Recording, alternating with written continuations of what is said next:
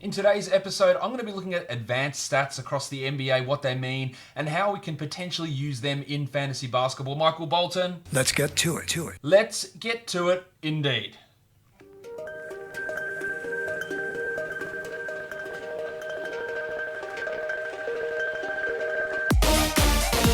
You are Locked On Fantasy Basketball, your daily fantasy basketball podcast, part of the Locked On Podcast Network, your team every day. Hello and welcome to the Locked On Fantasy Basketball podcast brought to you by Basketball Monster. My name is Josh Lloyd and I am the lead fantasy analyst at basketballmonster.com and at Yahoo Sports Australia. And you can find me on Twitter as always at redrock_bball and on Instagram at Locked On Fantasy Basketball. Today's episode is brought to you by rockauto.com. Amazing selection, reliably low prices, all the parts your car will ever need. Today's show, I'm looking at advanced stats. You hear me bandy about plenty of numbers on this show, some that I don't use quite as much, and I probably should, and I'm going to be doing more of an effort to keep these numbers involved in the show more often. But, I'm not going to be able to do huge deep dives into all of these numbers in the show that we've got, but just a bit of an explainer of what they are, how we can use them, which players maybe are a little bit hidden in terms of where they sit in those numbers and which players get really loved by a whole bunch of them, and maybe that's an indicator for a potential breakout type player. So that's what we're going to talk about today, because there is a lot of confusion around numbers in the NBA and what they mean. They get misinterpreted quite a bit.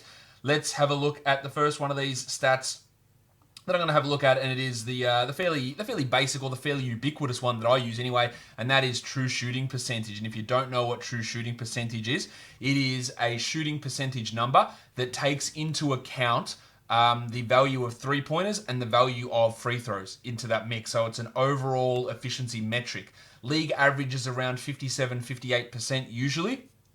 What it does is it basically just gets all the points that a player scores and divides it by the amount of true shooting attempts that they have. Now, true shooting attempts, again, so this is able to take into three-pointers because you're looking at total points, not field goals made. So obviously, when looking at three-pointers, you get that boost there. So it's 2 times true shooting attempts. Imagine if we're looking at just plainly 2-point shots, it'd be a straightforward thing. You hit one shot, that's 1 true shooting attempt. You times that by 2, that's 2, and then you get 2 points, so it's 100% true shooting if you make one of 2 2-pointers. But if you have threes, they're obviously worth more. Now, to get a true shooting attempt, it's basically field goal attempts, which currently takes into consideration 2s and 3s, plus free throw attempts times 0.44. And the reason that 0.44 is in there is to account for the difference between the amount of time someone goes to the line on a 2-point attempt, on an and one versus a regular 2-shot free throw situation, and that is then incorporated into that 2 times true shooting. So it's points divided by 2 times true shooting. Again, anything over 60 is really good. 57, 58 is about average. Anything under 50 is horrible. Low 50s is poor. You have to always look at this in conjunction, I believe, with usage. I think that's important to look at, but it's not always important. And true shooting has an impact on fantasy because it has an impact on 4 categories: points, three-pointers, field goal percentage, and free throw percentage. Now, it may not influence them all in the same direction at the same time, but those numbers, if you look at players who take their true shooting from 52% to 58%, you'll often see rises in all of those different categories. If a player drops off, one of the first things we can look at is where is their true shooting sitting at? Where do they sit in that area? And then you'll see, that's dropped their points, it's dropped their threes, it's dropped their field goals, it's dropped their free throws. This is an all-in-one contributor to take a look at where someone's shooting efficiency is. Brandon Ingram, he went from a 55.5 true shooting up to 59 this season. He saw his three-point percentage rise and his three-point attempt rate rise. He saw his free throws go through the roof. Interestingly, his overall field goal percentage dropped. So that's when we look at it, we go, okay, well, we know Ingram's a better player this year, but his field goal percentage went from 49.7 to 46.6. So theoretically, he's less efficient, but we know that he's not. And the reason we know that he's not is because of how good he was this year, 24 points per game, because his true shooting went from 55.5 to 59, from below average to above average, and did it on increased usage. So field goal percentage is, we know we use it as a category in fantasy, and I would love for that to go away as a fantasy category.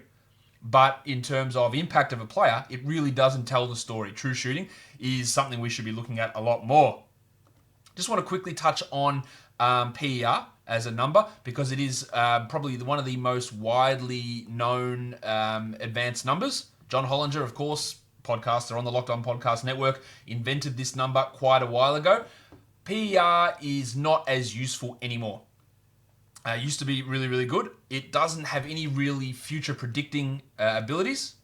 It tends to overvalue high rebounding big men. And it's good from a basic perspective to get people into thinking advanced-wise, but it's not... it rewards inefficient shooting as well. It's not the be-all and end-all. It's not the best all-in-one number that we look at. 15 is an absolutely average PER. That is your average mark. It is not based on minutes played. It is a rate statistic, so it's not a total statistic. And it's based on the value of 15. An MVP type of guy is a 27 to 30. An all-stars like 25, that sort of mark. You fall below 10 and you're not really an NBA caliber player. So PER had its use. I just think it's not really there as the one that we need to use as much anymore. There's a whole bunch of things that go into it. It's three-pointers, field goals, free throws, rebounding numbers, rebounding percentages. Pace is involved in as well, so it's a pace-neutral statistic. So it can balance versus fast teams and slow teams. Again, it had its moments, but I don't really think PER is the all-in-one metric that we need to be paying too much attention to. But know that it exists, know that it overvalues inefficient scorers and high rebounding big men, and it overvalues those guys significantly. So you see a lot of big men with high PERs, but it is not the be-all and end-all. It doesn't really value defense well at all. It doesn't value impact all that much either. Unfortunately, and the efficiency in there is a bit misleading because it's not really the be-all and end-all in terms of efficiency numbers. RockAuto.com is absolutely the best way for you guys to buy auto parts online. You can go into a store, but when you go there, invariably, they're just not going to have the products that you want available. They have to sit there, type it into their computer and order it. You could do the same thing, and you could save yourself money. RockAuto.com doesn't have different prices for do-it-yourselfers like you or professionals. It's all the one same price. So they're always reliably low. Why would you spend up to twice as much for the same parts? The RockAuto.com catalog is unique and remarkably easy to navigate. Quickly see all of the parts available for your vehicle and choose the brands, specifications, and prices you prefer. RockAuto.com is a family business serving auto parts customers for 20 years online. Go to RockAuto.com to shop for auto and body parts for hundreds of manufacturers. If you go to RockAuto.com now, and when you go to make a purchase, which you invariably will, when they say, "How did you hear about us?" just write "Locked On" in that box so they know that you came from us. Amazing selection, reliably low prices, all the parts your car will ever need. RockAuto.com. All right, the next number we look at is way more important to me, and that's PIPM. Player Impact Plus Minus, created by Jacob Goldstein, who's been a guest on this podcast before. Jacob has just started a new site called winsadded.com, and he's got a whole bunch of data on there. Now, what PIPM does, it is something that can tell us how a player has performed. It also has predictive ability for future performance. And what a lot of these really high-level all-in-one numbers do is they get the gold standard, which is RAPM, regularized adjusted plus minus. Now, the problem with RAPM is it takes about 3 or 4 years of data to actually get numbers. And while that's great for looking back in past times ago, well, this guy was actually really good. It does nothing to tell us what's happening at the moment, and it does nothing to tell us to predict stuff in the future. But in terms of actual players and production, RAPM tends to be the gold standard. But what these other numbers do, and PIPM is one of them, is it looks at RAPM and it looks at how these players did historically, and it works out what individual numbers, how they use and how they regress into that RAPM to give us something that we can use now and into the future. And that's what PIPM does. Now, the way that PIPM differs in terms of, it uses a lot of the standard box score numbers that are out there, but it has a luck adjusted value. It uses luck adjusted plus minus. Now, we know plus minus can be somewhat a noisy thing, and that is all regressed and dealt with in a certain way in this formula. I'm not going to go into the formula too heavily. But what luck adjusting does is there are things which you don't really control, and that is opponent 3-point percentage. That's one of those ones which is not something a really controllable factor. So if you're on the court and the opponent shoots 50% from 3, and the bloke replacing you comes on, the opponent shoots 10% from 3, your on-off is going to look horrible. But what they do is getting luck adjusted plus minus in here. It takes that weird shooting numbers out there, which again is not something defense can really control 3-point shooting. They can control attempts, but they can't really control 3-point percentage to a decent enough or to a statistical relevant degree. So it filters those numbers out. It looks at where the attempts and what an expected percentage should be and tries to take that luck adjusted out. They do it for luck adjusted plus minus as well. So that's why I like looking at PIPM. Replacement level in PIPM is a negative 2.3, right? So that is where we're sitting. So anyone who's below that is below a replacement level player, not a good number. Of course, if you're hitting to 3s and 4s in PIPM, you're looking obviously strong. For example, Giannis Antetokounmpo leads the league in PIPM at 9 this year. I think PIPM also does a pretty good job of being able to rate defense. Defense is obviously really, really tough to completely get a handle on, but I think it does a pretty strong job in that. Giannis, Lopez, Gobert, Davis, these are all the leaders in defensive PIPM. And then Jacob has his stat wins added, which gets PIPM and converts it, because PIPM is a rate-based statistic, not based on minutes, but wins added takes PIPM and converts into how many wins do you add over the course of the season based on the minutes that you're playing. And Giannis leads in that as well, 12.4 wins added this year. So what PIPM is doing is looking at plus-minus numbers, luck-adjusted plus-minus numbers as well as using box score numbers as well. So using all of that stuff and trying to regress it down so it makes sense against RAPM. So that's what PIPM is doing. It's been back-tested to be one of the most accurate models in terms of looking at RAPM, and it's the one that I use quite a bit. Let's go to a more basic one now, and that is usage. Probably one of the most misused terms across the entire NBA landscape. You'll hear it bandied about on fantasy shows, DFS shows, articles, general conversation. This player's out, his usage is going to go up. He struggles. He doesn't put up good steals and blocks because he's a low usage player. Usage, and I cannot stress this enough, usage is ending a possession. And there are 3 ways you can end a possession. By hoisting a shot attempt, by taking a free throw attempt, or a turnover. They are the 3 ways that you can impact a possession. That is it. So, usage has no impact on shooting percentages. Someone has high or low usage, it doesn't mean that their percentages change. It has no impact on rebounds. It has no impact on assists. It has no impact on steals. It has no impact on blocks. It is turnovers, and it is shot attempts. And then shot attempts go through to points, so it impacts points. It can impact threes. It might not impact threes, depending on how those shot attempts are distributed. It may impact percentages, but it depends on how those shot attempts are converted. But usage is free field goal attempts, free throw attempts, and turnovers.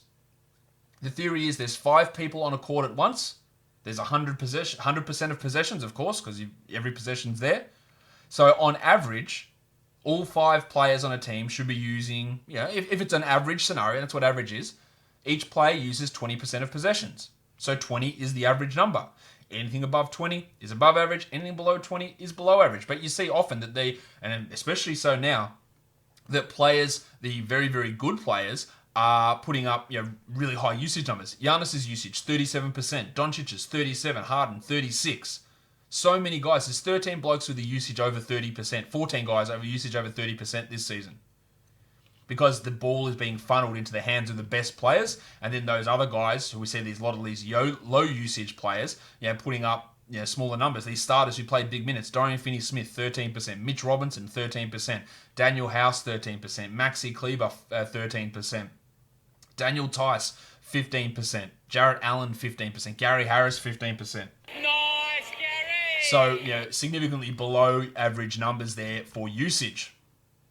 Box score plus minus is one that has recently undergone a formula change. It's called Box plus minus 2.0. It was recently updated in February.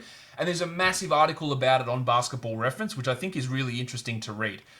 -2 in box score plus minus is a replacement level player. 0 is a decent starter, 6th man, and then from there you go above that.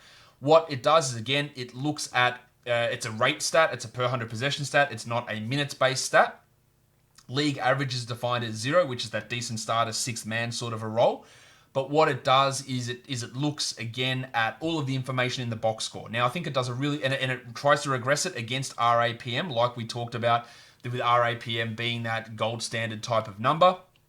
And box score plus minus does have some sort of ability, future projecting as well, but it only includes box score numbers. It doesn't include any advanced type tracking type numbers, but it uses 3-pointers, assists, turnovers, offensive and defensive rebounds, steals, blocks, personal fouls, free throw attempts, field goal attempts, pace as well as involved in that. It's different depending on what the player's role is.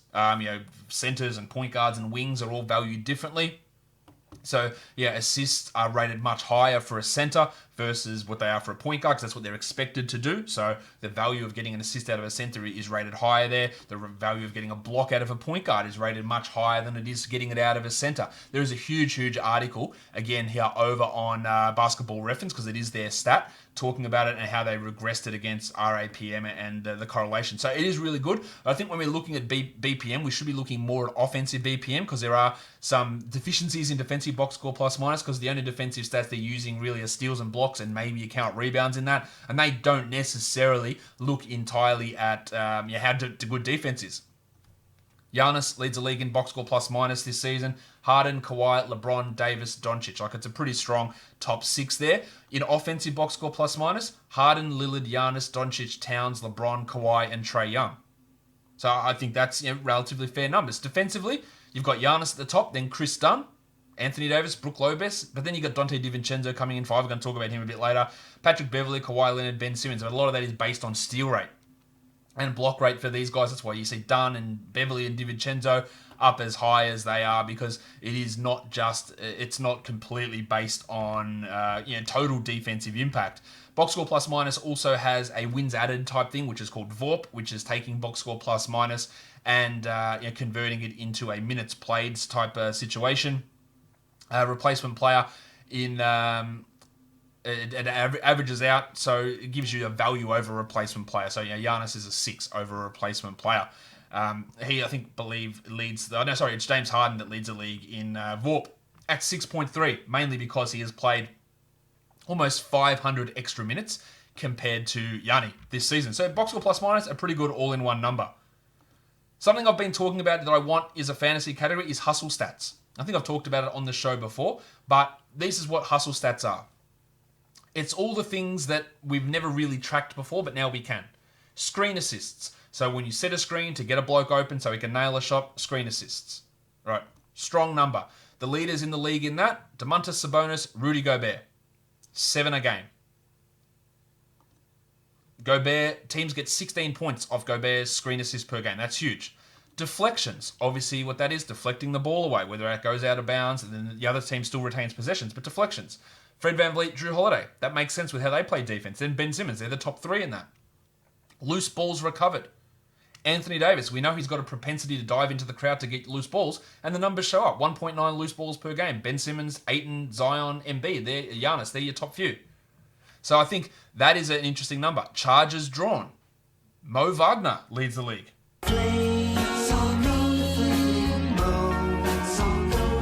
Oladipo, Lowry, the table, Montrezl Harrell, Blake Griffin, Aaron Baines. Some familiar names there. Lowry and Baines in particular, really good at drawing charges. And then contested shots.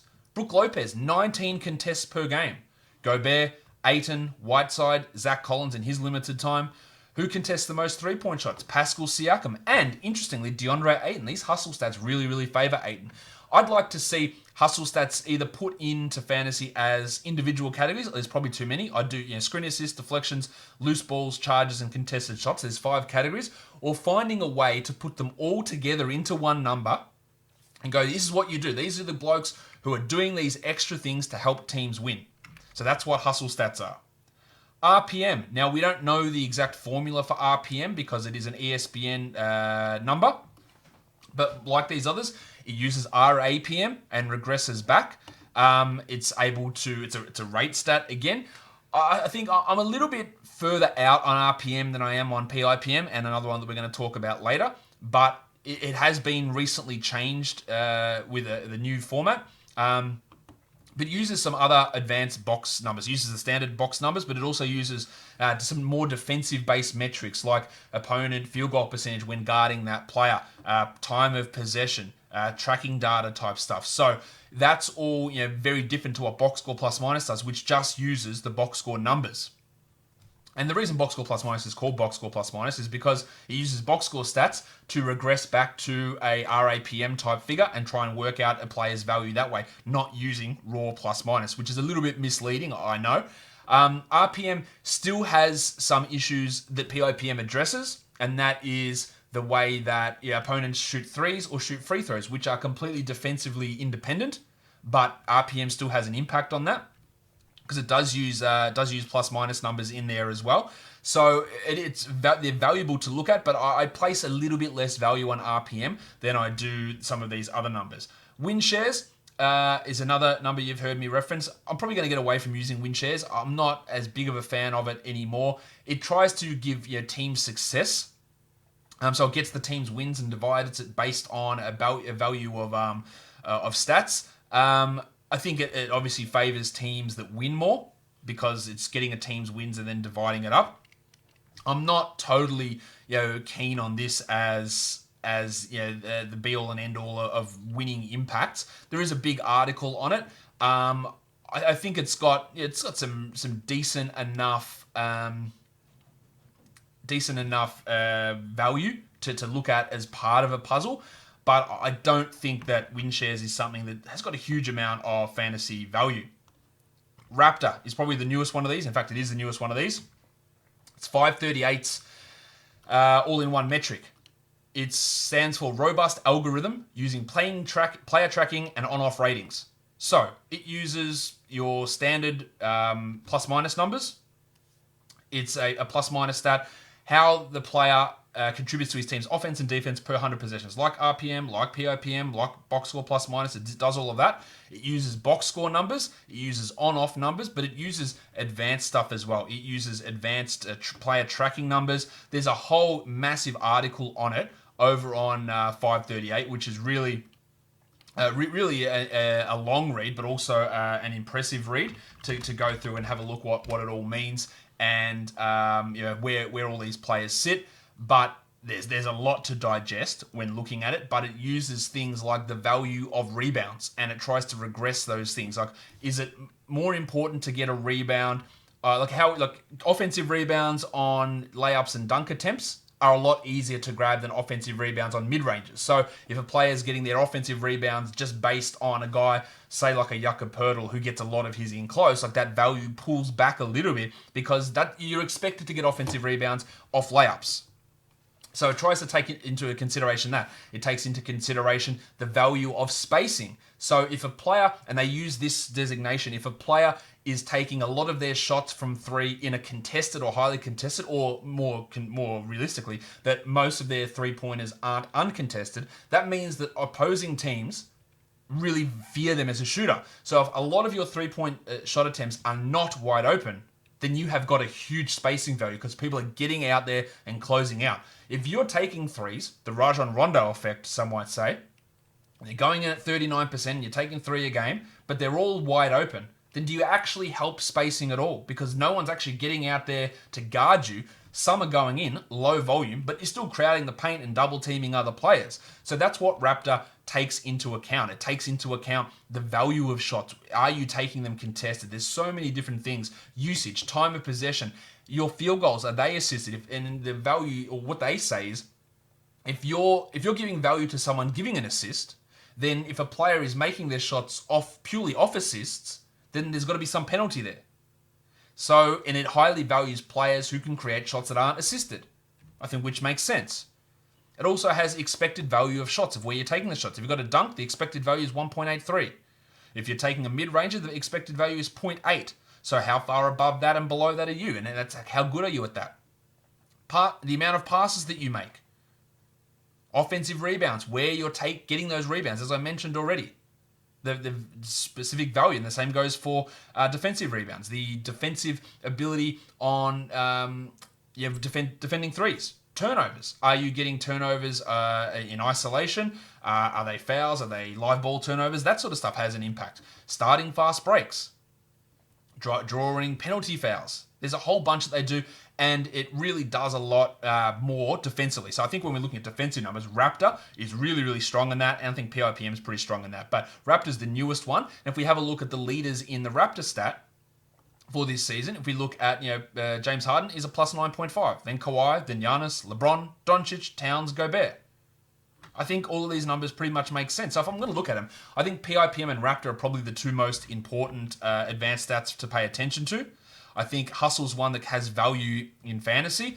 I think true shooting and usage are definitely things to get your head around. I would be probably discounting win shares. I'd probably be discounting PER. RPM's a little bit more wonky. I think box score plus minus has some value, but these ones like Raptor and PIPM have some forward projecting ability. One thing I'd like to see expanded more, and I'm going to talk to Jacob about this. Jacob Goldstein, he's got a couple of numbers which are important to, I think. One called points added, one called box creation, and one called control percentage. I'm going to talk to him about those numbers, but they are really interesting. Control percentage is the amount of offense created by that person while they're on the court. Box creation is the amount of open shots created per 100, which is important. And points added is cumulative impact in a game. How many points you added versus how many you're giving up. So that's in his advanced box scores, which I think are really important as well. Talk about that later. Now, what we want to get to is how do players look in some of these numbers. I looked at 4 in particular, box score plus minus, RPM. So BPM, RPM, Raptor, and PIPM. And I was going through names that sort of stood out to me in these lists, and a few names continually stood out. So I thought it was a good idea to have a look at these players and where they sit. Christian Wood is a name that stood out. 28th in BPM, 22nd in RPM, 18th in Raptor, 24th in PIPM. So we can say bad team, good stats player, but he's also having a massive impact on this team. So that is absolutely, and we've talked about how good Christian Wood is in the past before. I had worries about how Casey was using him. There is some concern about his usage going down, but his impact is so good that the team really should be looking to prioritize what he does. Mitch Robinson, in 3 of the 4, really good numbers. Actually, let's play the music. And Mitch Robinson says, I'll take it from here. 29th in BPM, 41 in Raptor, 44th in PIPM. He's 113th in RPM, so that's not great, but some positive numbers. Delon Wright, 36th in BPM, 85th in Raptor, but then 287th in RPM and 332 in PIPM. So that requires a little bit more investigation. This one is the one that really stood out to me. The big ragu, Dante DiVincenzo, 49th in BPM, 27th in RPM, 18th in Raptor, 29th in PIPM. Some of that is to do with how good his team is, but he's also really impactful, and that is a consistent across all 4 of those metrics. Jordan Clarkson, 59th in BPM, 69th in RPM, 65th in Raptor, and 129th in PIPM. Maximum Derek White. Maximum Derek. 79th BPM, 138th RPM, 47th in Raptor, 80th in PIPM. He's much better than the playing time would indicate. Isaac Bonga, a name that stood out in a couple of these numbers. BPM, horrible, 329th. RPM, not good, 215. But the 2 most important ones to me and future projecting ones, Raptor and PIPM, 85th for Bonga in Raptor, 107th in PIPM. Just a name to watch. The Bald Eagle, Alex Caruso, 173rd in BPM, which again, hard to value what he does defensively. But the 3 others, 63rd in RPM, 26th in Raptor, 112th in PIPM. Ivica Zubac, 53, 37, 21, 35. He's a very impactful player. And the last guy who I think is important to note is Terrence Davis, 105th in BPM, 28th in RPM, 47th in Raptor, and 124th in PIPM. These are very impactful players. Some other names to look at, McCall Bridges looks really good in Raptor. Jakob Poeltl, Derek Favors, Patty Mills looks good in numerous of these metrics. Justin Holiday comes out pretty good. Michael Mulder, interestingly, 17th in RPM. That was a number I didn't expect to see. Larry Nance, 54th in BPM. Some very interesting names coming up. 69th for Aaron Holiday. Giggity. In Raptor. Jalen Brunson, 57th. D'Anthony Melton, the wave pool, 49th.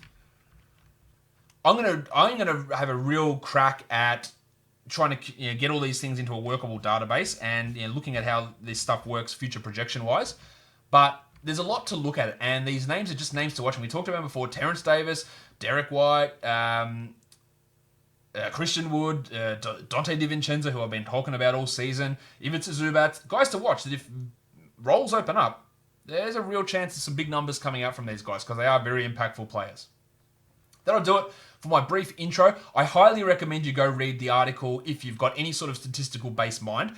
The article on Raptor and the article on box score plus minus, and go check out Jacob's website as well, winsadded.com, to get a real understanding of what they're trying to do and see how much the methodology makes sense to you. I really, really enjoy reading it. So go and check that out, and stay tuned for what I might be able to produce in terms of databases with these numbers. No promises, but hopefully we can get something going. Guys, subscribe, Apple Podcasts, Google Podcasts, Stitcher, Spotify, and on YouTube. Yes, this was out of the usual schedule. Normally it's a draft prospect video today. I reckon I might do a draft prospect video tomorrow. We'll see. Don't know which player yet, but we'll be coming out with one of those tomorrow. Guys, we are done here. Thank you so much for listening, everyone.